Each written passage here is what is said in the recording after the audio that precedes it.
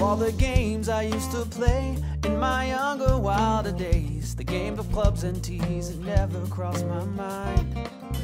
But after some discussion with my closest, dearest friends, I decided that... Welcome into another episode of the Turn Fantasy Golf Podcast. As always, I'm Andrew Putters. I got my man Joe Nicely and special guest, new person that just signed on with Rotoballer.com, Andy Lack from the West Coast out there. Well, first of all, welcome to Rotoballer.com, Andy. Welcome to the Turn Fantasy Golf Podcast. We're so happy to have you on.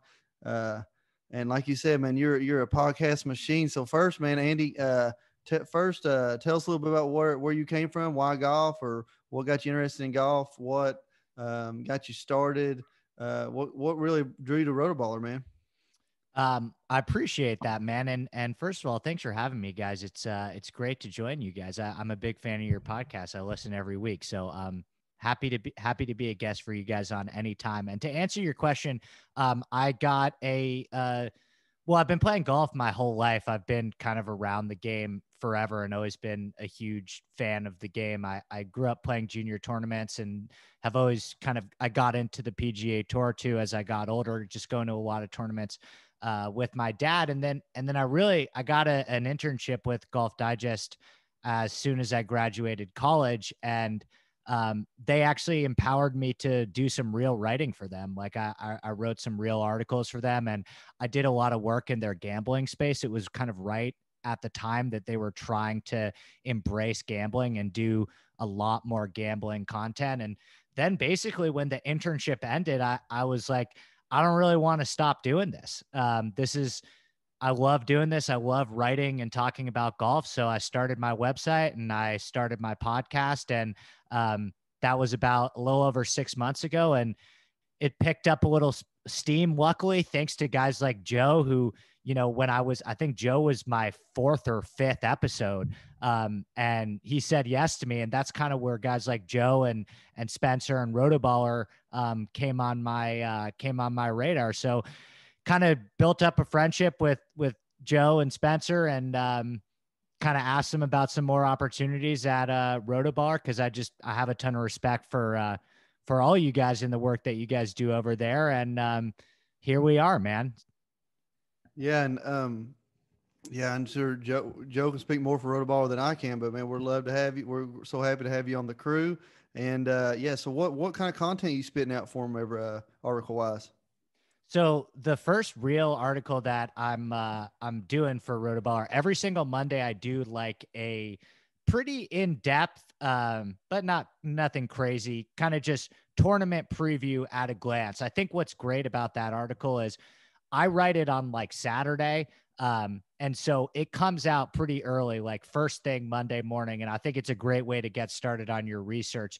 I basically just break down the course. I do a little bit of a tournament overview.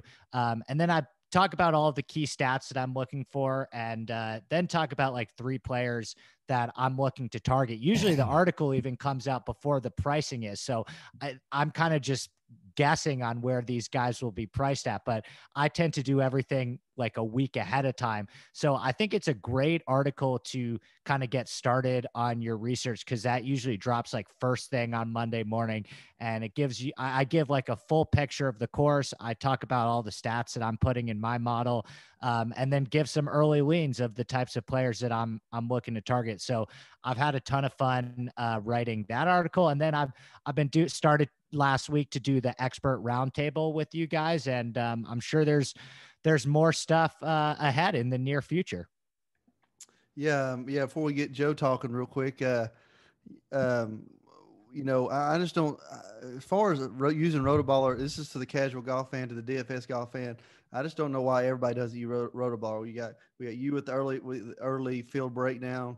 Then Josh is throwing everything he knows about with the Google map, the view of the course, breaking it down.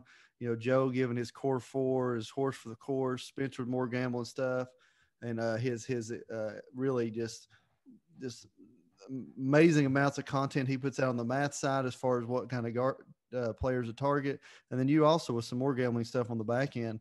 And man, I just tell you what, Rotoballer is the best one place to go in the world for your daily fantasy needs. So real quick, Joe Nicely, the man, the myth, the legend. My friend, tell us a little about what we got going on price-wise for the rest of the season for Rotoballer.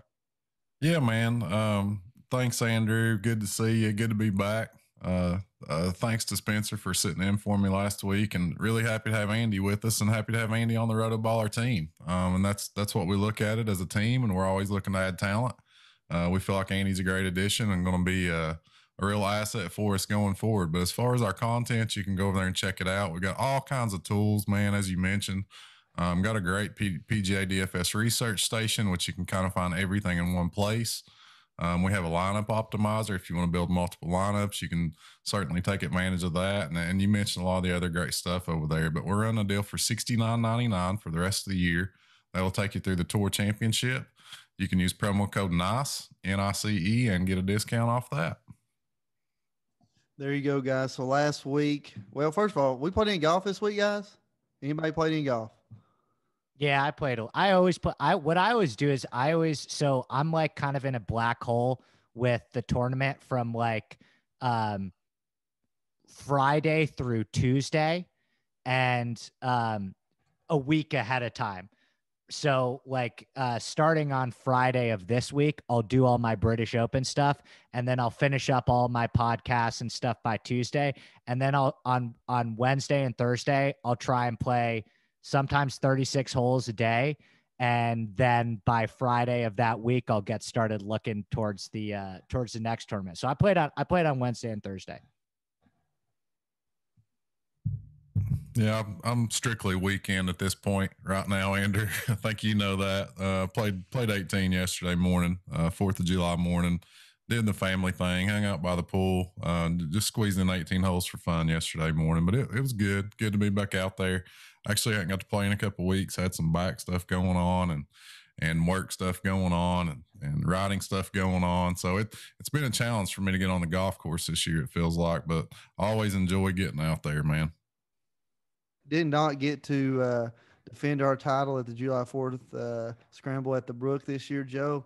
I found out, or I didn't find out. I just worked it out with my schedule. That I found out last night late. I was going to get to play today. So I did dust off the clubs and fired a little 66 on them today at the little Muni in the little game that they have over there on Mondays. But other than that, I got a big tournament coming up. Knox County 2-man. This weekend. We won it last year, won our flight last year, so we'll see what happens. I don't know. Don't get to play much. When I do, I try to pack in as much, like Andy said, as much golf as you can in a short period of time. So last week, guys, what'd y'all think about the tournament, man? Ended up being a pretty good top of the leaderboard there all weekend, really. So give your thoughts on that, Joe. Yeah, man, the Rocket. I kind of discussed in some articles, it's kind of feels like a throwaway event a little bit, not really gained much traction there. And I think this was the third year it's played up in Detroit. But that being said, it's always fun to have a golf tournament to watch, especially kind of over the holiday weekend. Ended up being a really exciting finish, actually. Had a jam-packed leaderboard there. Cameron Davis emerged from that 3-man playoff with Joaquin Neiman and Troy Merritt. And Cameron Davis is a guy we've kind of in the PGA DFS community known for a while, liked the roster, and a guy we feel is really talented. And so, it's not a huge surprise that he was going to break through and get his first PGA Tour win. Kind of heartbreaking for Joaquin Neiman, man. Doesn't make a bogey all week over 72 holes and makes a bogey on the first playoff hole. So that tough finish to that for Neiman. He'll get another victory on the PGA Tour very soon. And Troy Merritt was a guy that I was actually really high on as a value play. So I was excited to see him play well. Just a kind of really weird week overall. Hideki withdrew. Bryson and his caddy parted ways, which I'm sure we might talk about a little bit. And he proceeded to go out and miss the cut as the mega chalk. And overwhelming favorite. So kind of a weird week, but a fun weekend and enjoyed seeing it and happy to get into this week, man. Yeah. So Andy, you said you black out. You're basically all weekend working. So do you watch any tournament golf? I do. I'm able to watch the golf. I'm just kind of like multitasking, doing the stuff for the next tournament. But I've always got it on. And like when it's coming down the stretch, especially if I've got my guys in it, which I did have a couple last week. Of course, unfortunately, they didn't come through. But I'll watch when it's kind of really getting into it and kind of always have it on the background while I'm doing all of my research on my computer. So I got a chance to see all of it. I'm with Joe. It was a good tournament for the most part to have on in terms of like the excitement. There were a lot of guys coming down the stretch with a chance to win. I got a little bit frustrated with the course in the sense that there were so many guys that were not hitting great shots down the stretch, and there was absolutely no penalty for bad shots. And I don't even think that that's like a fault of the course. Donald Ross is an incredible designer. He's one of my favorite designers. It's just the way that it was set up was so easy. But all those guys, like Neiman was hitting some bad shots down the stretch, and it was never like, oh, is this guy going to make a bogey or get himself out of the tournament? It was like, oh, he's just not going to make a birdie here. He's going to tap in for par. And I tend to like tournaments where there's a lot more, there's obviously a reward for good shots, but there's more of a penalty for bad shots. And I didn't think there was too much of a penalty for bad shots whatsoever, which is just like, you get into this situation down the stretch and it's like, okay, is my guy going to make birdie or is he going to make par? You really have to hit like I think one of the only bogeys that I saw down the stretch was by Jason Kokrak, and he literally hit a chip 2 feet up in the air. Like those were the types of shots that you had to hit to make bogey on this course. So I wish that it was a little bit more penal in that sense. I think it's more fun where when guys are kind of ejecting and going in different directions. But at the same time, like, how can you complain? You had such a packed leaderboard.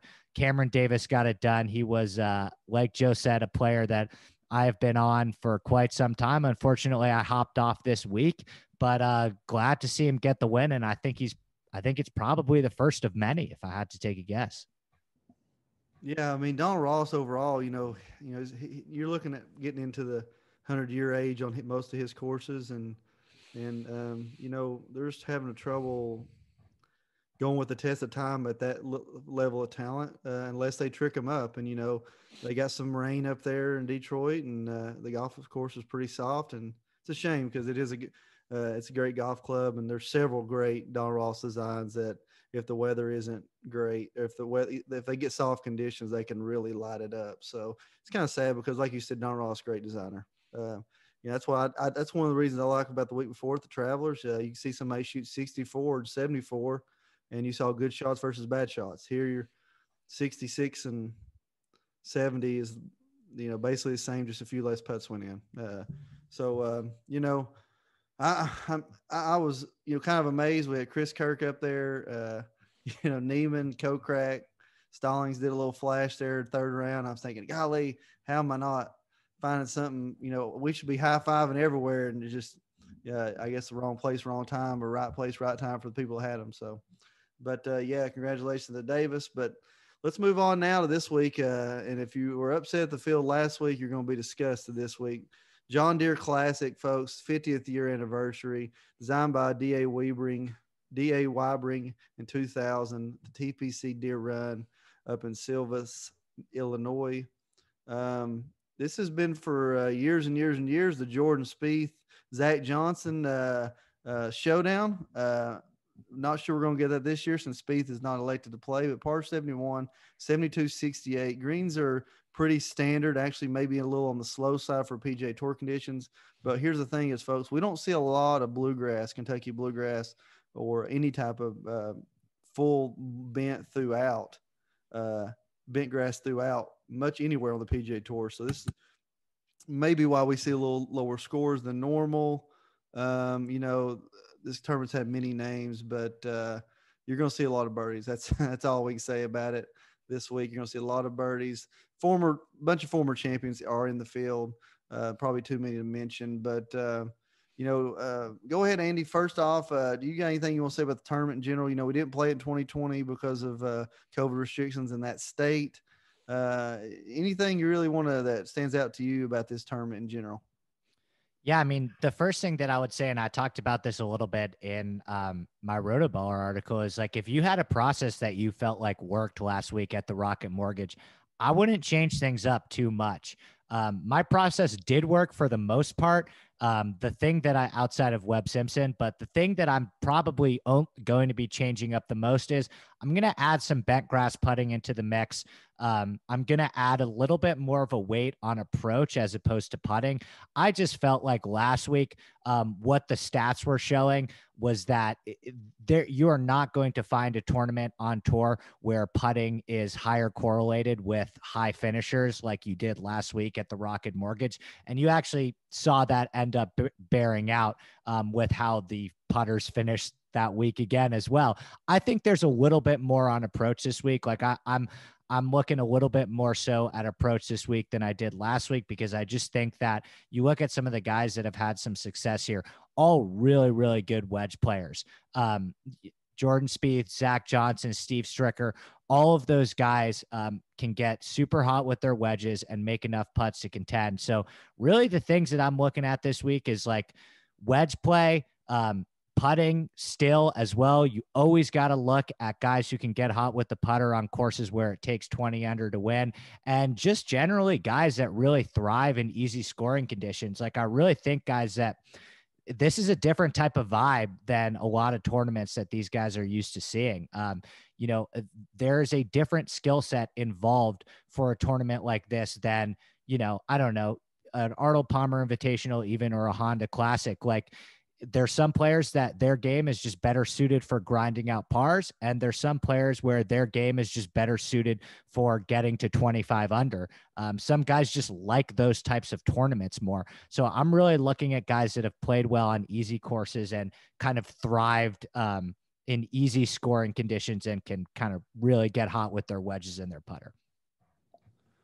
So, Joe, moving on to the slate, man, we got these top four guys: Berger, Sungjae Im, Brian Harmon, Cam Davis won last week. This is the kind of field that Daniel Berger likes to play against, it seems, and he does fairly well against fields like this, probably because he's a little bit more talented than the rest. So start at the top four, throw in some stuff about the golf course. I know Berger's one of your boys. He's one of your main if you probably have a tattoo of him somewhere on your body. So let's hear about these top four, who you like. Yeah, man.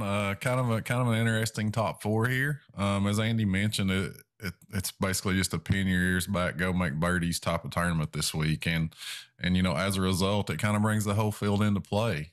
So while I feel like there's some great players up here, as far as this tournament goes, obviously a very weak field. So you don't really have those guys up at the top. We got Daniel Berger, we got Sungjae Im, we got Brian Harmon. I think all three of those guys are very strong plays. But you don't have that Bryson DeChambeau, that Dustin Johnson, that John Rahm, that guy that you just feel is a prohibitive favorite. But if we did have to pick one this week, it would be Daniel Berger. Has a T5 on his John Deere resume here. An excellent player.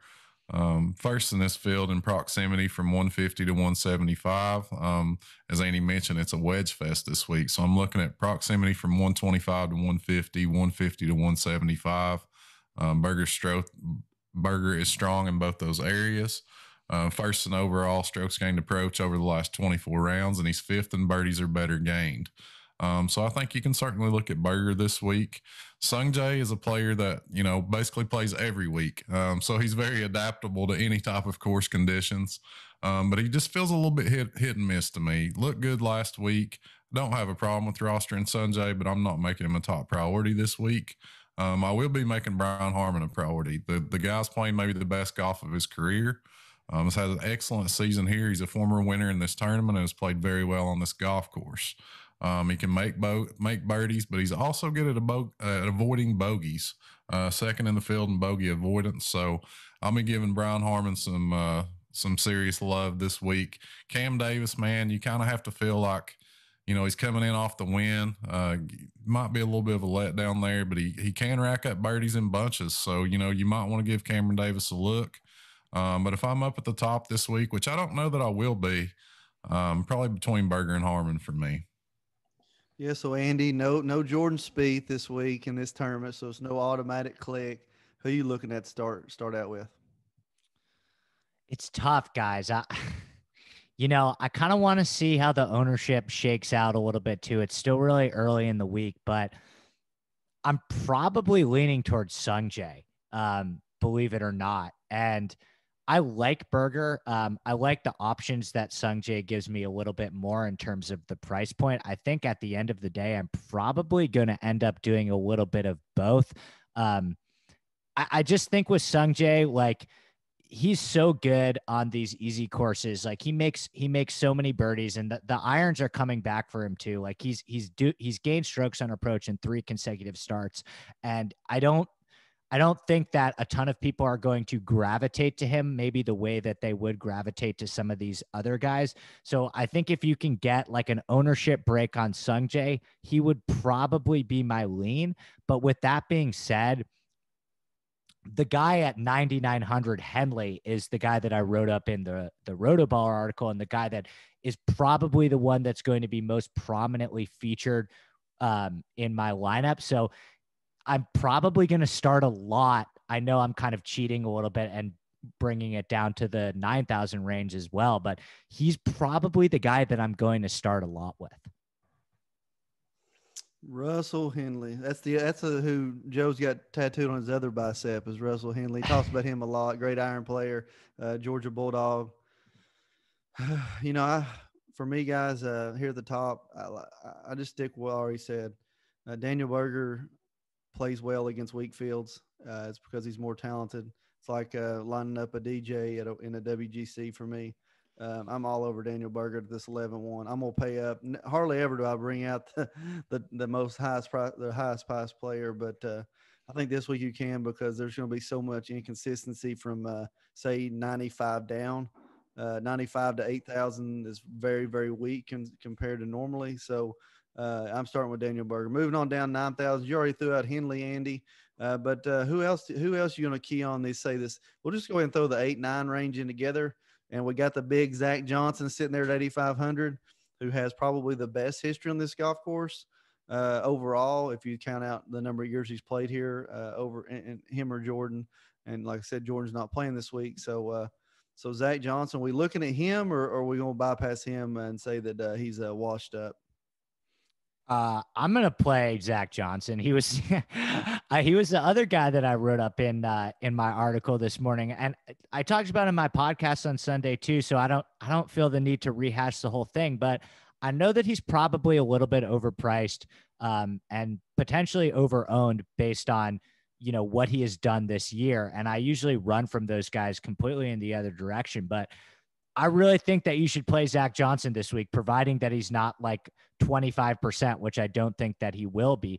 But, it doesn't even have as much to do with the course history here as you would think. I think that's why most people will probably gravitate to Zach Johnson. I just really like what I'm seeing with the ball striking. Like, he gained 4.5 strokes on approach last week at the Travelers. That's his best iron week since October. He gained off the tee for the first time in 5 starts. The ball striking is just really starting to come around with him. He's the number 1 bent grass putter in this entire field. He's won 5 times on bent grass. He's coming off a bad putting week. Now the ball striking's trending, and he's returning to a course where he knows the green's probably better than anyone else. I tend to get so different at the bottom, where I tend to find guys that no one else is really playing at all. So Zach Johnson, regardless of ownership and the price, like, he's a guy that I'm completely happy to eat whatever chalk he comes in at. I just think he's a solid play this week. So Joe, what's your talk on him? I feel like I already know one of the guys in this 99 all the way down to $8,000 that you're going to be looking at. I'm gonna throw it out. Maverick McNeely. We've been high on him for probably 3 months now. That's a guy that I love. I love both those guys in this range. Joe, give us a couple of guys out there at 99 to 8.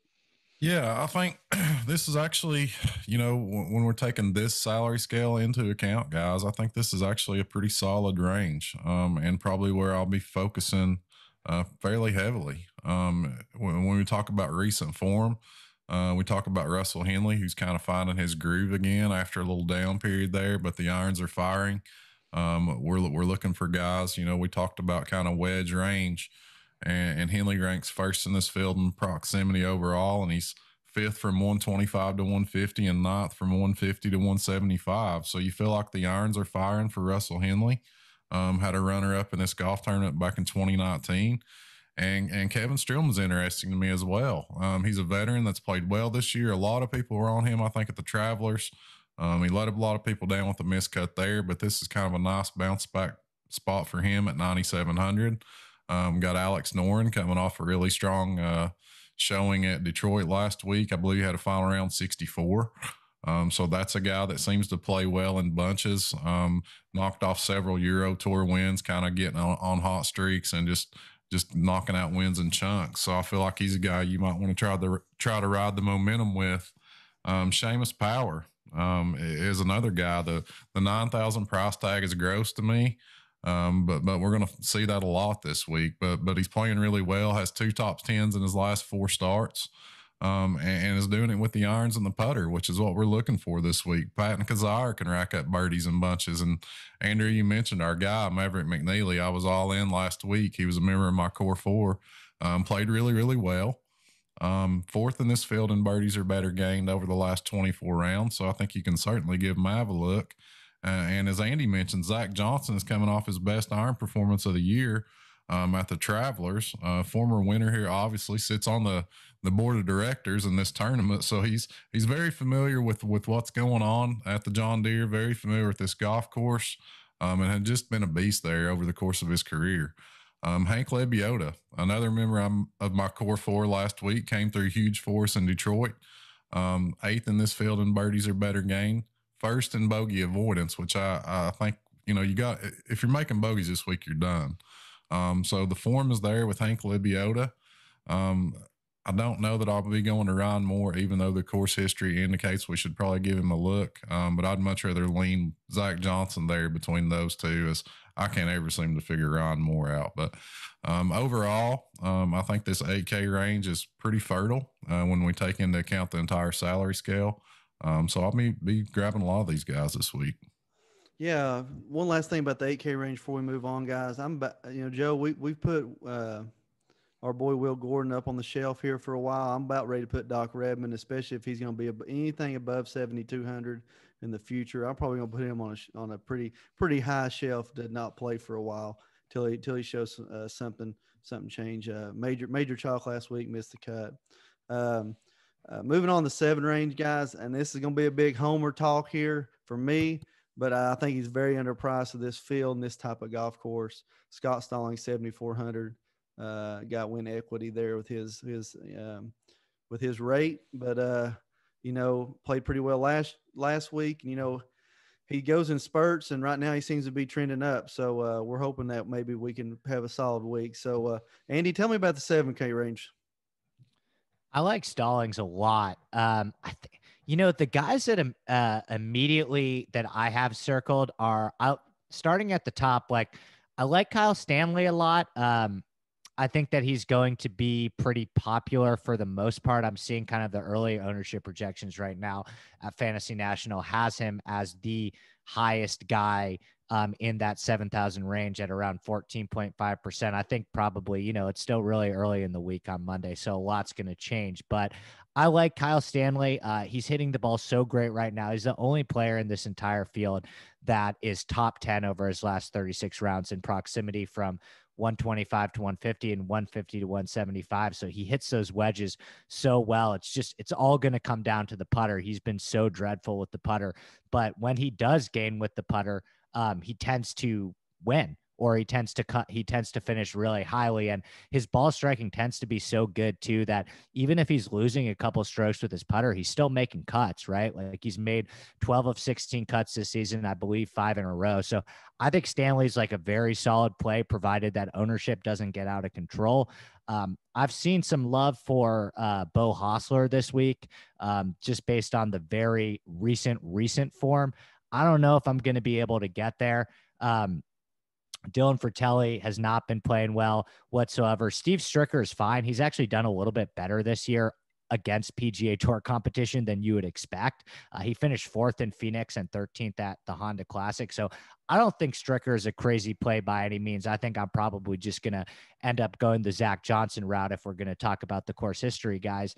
And then the only other 2 guys in this range that I could see myself having a lot of is, I get so stuck with some of these iron players. Like Ches Reavie he's gained on approach in 4 weeks in a row. He actually, I don't know if I've ever been as mad as a golfer as I was at Chez Reavie last week, who just demolished some really, really, really good lineups with Sung Jae and Kokrak and Noren and Merritt. And Chez just misses the cut by one stroke by 3-putting the final hole, shoots a 74 on that course on Friday to miss the cut. But I could see myself going back to him. He just hasn't putted yet, is the thing with Chez Reavie, but his wedges are so good.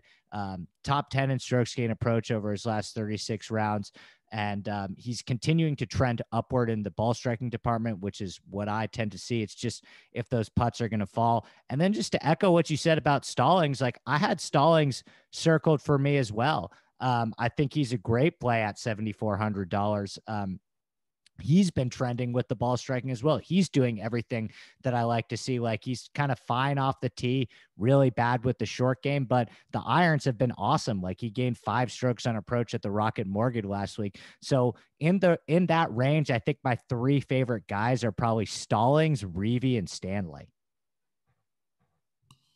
Yeah, all solid plays, Andy. Kyle Stanley kind of always grabs our attention with the ball striking, right? And as you mentioned, it's been there lately. So I'm with you on the popularity. I'll probably let ownership dictate what I do with Kyle Stanley, because I do think you have to get hot with the putter this week, man. And you just always, that's the concern with Kyle Stanley. I also toss in Jonathan Vegas right there at 8K. Just above him, just an explosive guy that I feel has top 5 upside when things are going well. We've seen it a couple times this year. Couple runner-up finishes from Johnny Vegas. Not a consistent player by any stretch, but certainly has that explosive upside. Steve Stricker, man, 3 top 20s on the PGA Tour this year, as you mentioned, has kind of held his own. Obviously dominated on the Champions Tour recently, won the Senior Players Championship on a pretty tough little Firestone golf course. 3-time winner here, so the course history's there to rival even Zach Johnson. So I'll give Steve Stricker a look. Sepp Straka broke a lot of hearts last week. Is kind of as the value chalk in Detroit, but maybe it's an interesting buy the dip spot with Straka. Just try to grab him on a buyback. Like Chez Reavie, as you mentioned, we're Scott Stalling homers, but I don't mind a bit going there, man. 3 top 18 finishes over his last 4 John Deere starts, and comes in off as you mentioned, a great ball striking performance where he gained 5 strokes on approach. Anytime I see that on a guy's game log, I'm going to be interested, especially in a tournament where ball striking is important. We saw a little something from Henrik Norlander, a guy that played well earlier in the year and kind of tailed off. It feels like maybe he's back on the upswing, kind of in that Chez Reavie mold. So I don't mind giving Norlander a look. And as we move on down, the options kind of get a little thin. Jim Herman's a guy that I think you'll hear a lot of people talking about this week as a value option. I'm fine with him, but I don't want to be on the chalk wagon if he's going to be extremely popular. But I think he's a guy you can give a look down here at the kind of lower end of the 7K range. Tyler Duncan is a guy that popped for me just from a course history perspective, has a T26 and a T12 in his last 2 John Deere starts. So I think you can give Tyler Duncan a look if you want to take that course history angle. Andy, you mentioned Chez Reavie breaking your heart.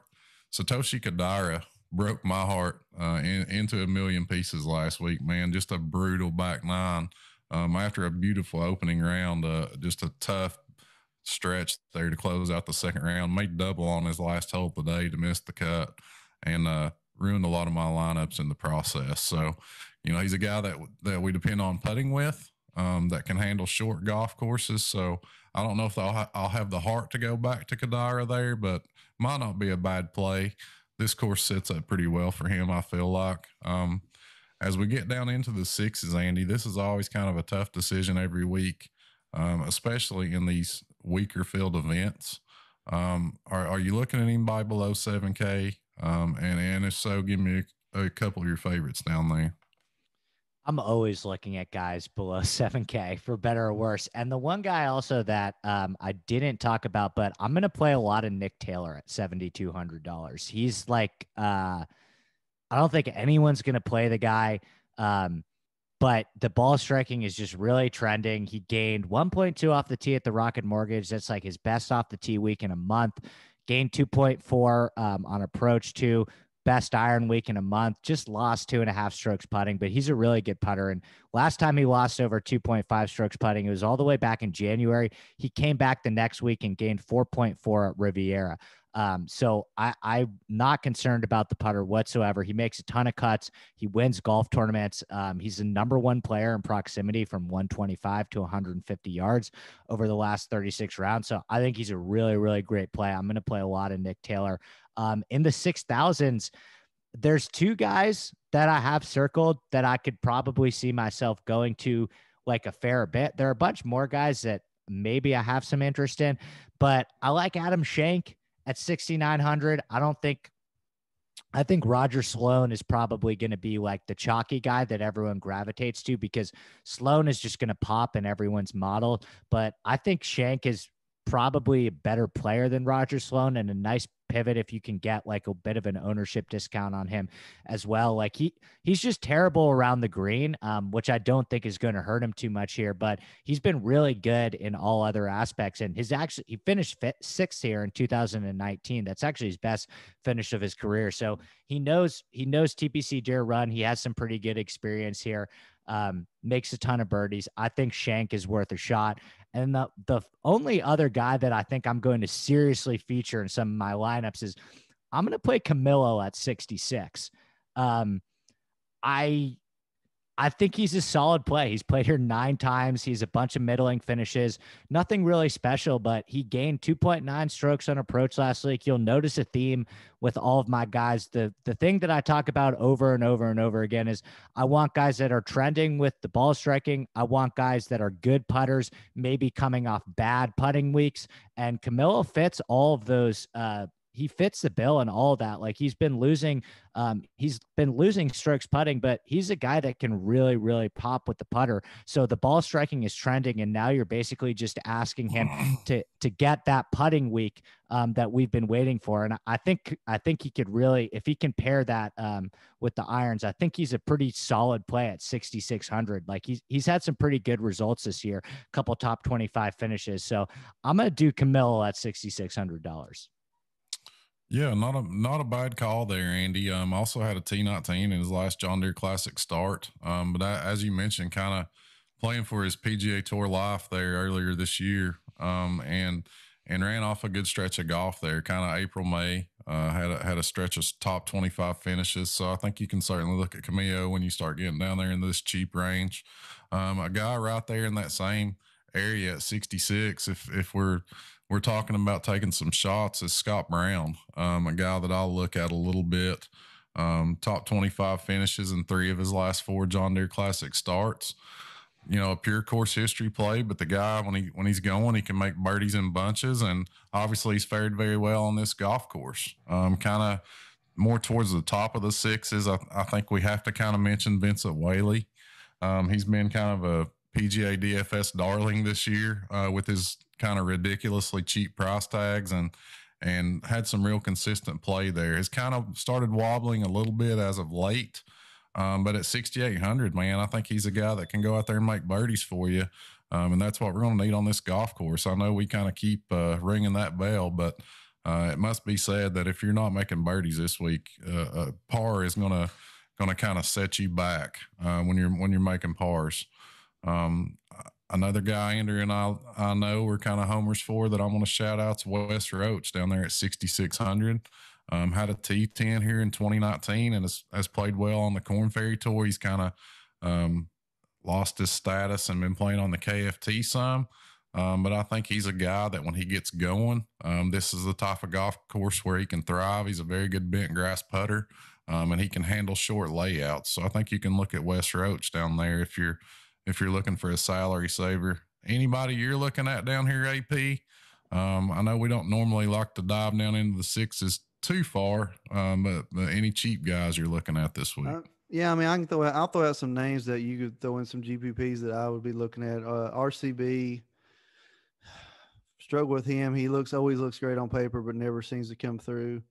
Vincent Whaley, I told you a few weeks ago that bogey in 4 out of the last 8 to miss the cut a couple weeks ago. Really broke my heart. But I still would like him.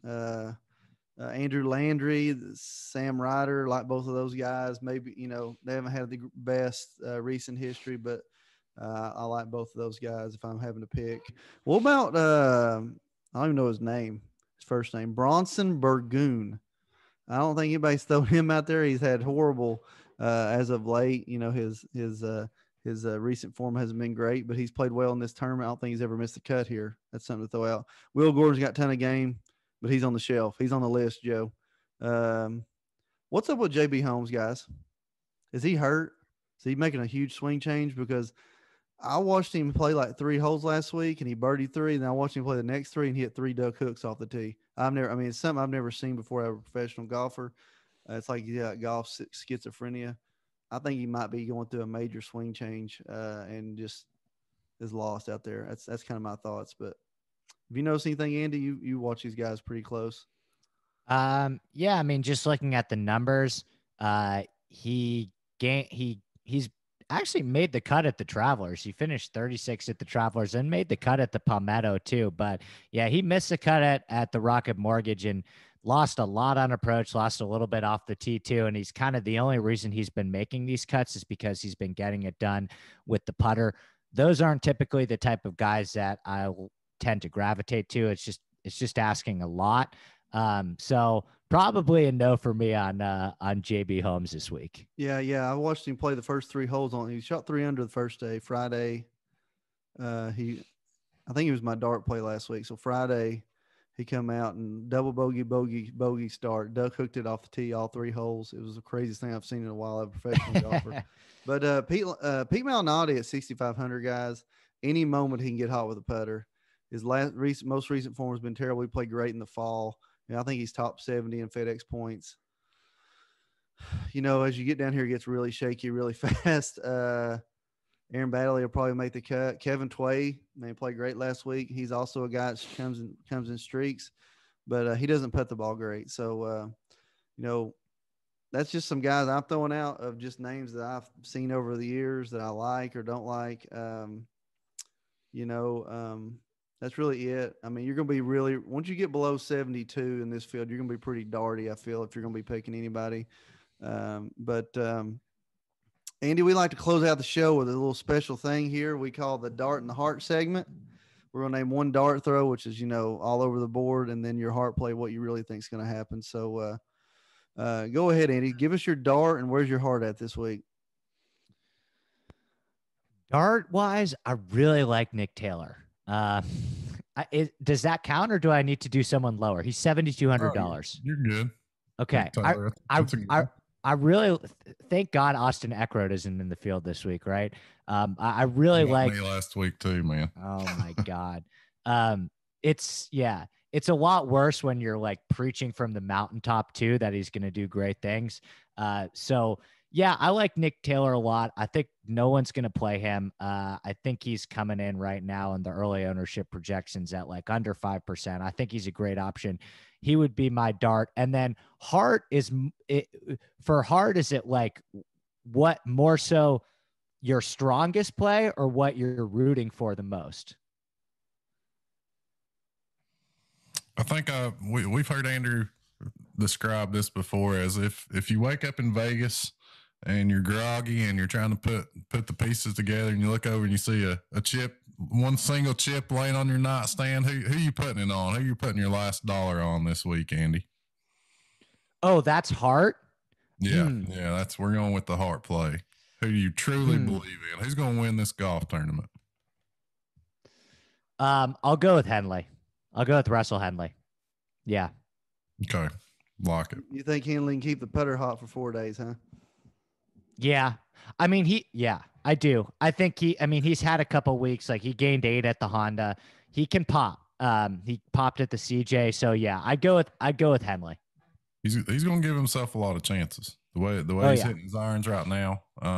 This is kind of his specialty range that we're looking at, where a lot of these approach shots are going to be coming from. So, you can never go out and say a guy's going to putt well, but he's going to give himself a lot of opportunities, and that's what it's about. last round at TPC Deer Run too, he shot a 61. He shot a 61 on Sunday to finish second in 2019. So hopefully he can carry over some good momentum. So where you at, Joe? Where's your heart and where you throwing your dart at? Probably not a big surprise. My dart, going with our boy Scotty Stallings, 74. I like the way he struck the ball in his last start. I like his history here. We've seen him kind of repeatedly play well on the same golf courses. So I'll go Scott Stallings as my dart. My heart play, man, it's not very original to say Brian Harmon, but the guy's just having a great year. He's played historically really well on this golf course, and I just kind of like everything he's doing, man. I really liked him at the Travelers. Have been rostering him a whole lot this year. Actually had a chance to win the Travelers. Kind of tossed it away there on 17 on Sunday, but even though it's not exciting, it's vanilla ice cream time. I'm going Brian Harmon as my heart this week. Yeah, I agree with you on Stallings. He's definitely a dart thrower for me. I'm throwing it from across the room. The half court shot, I definitely think it's Scott Stallings. Like you said, usually plays good at the same golf courses every time, or and a little bit of a weaker field this week, obviously is helpful for him as well. And he plays in spurts, man. He gets hot at times. He'll throw 3 or 4 or 5 weeks in a row where he's played well. Yeah, I hope he does play well, because I'll see him the Monday after. Me and Dad are playing in the Scott Stallings Kids Play Free fundraiser Monday at Holston Hills Country Club. So I'll be videoing that Beat the Pro moment over there. But yeah, Scott Stallings definitely the dart play. I definitely feel like Daniel Berger dominates fields like this every time he plays. His first two, I know 2 of his victories came against weaker fields. I also like Maverick McNeely to come out, but I wouldn't put him as who I really think is going to win this tournament. I really think it's Daniel Berger. But yeah, that's my heart and my dart play of the week. And, guys, if you like what you heard, like us, send us a comment everywhere you listen to, whether it be YouTube, Apple, whether it be Google. No matter where you listen to it, guys, give us a like, share with your friends, give us a comment. Andy, man, we appreciate you coming on. Happy to have you at rotoballer.com, the best place in the world for all your daily fantasy needs. Joe, always good to talk to you. Hope we do this again, guys. Anytime, guys. Thanks so much. Yeah, so take you again, rotoballer.com, and this is the Turn Fantasy Golf Podcast. My first big mistake. I've already hit 3 in the lake. It's gone.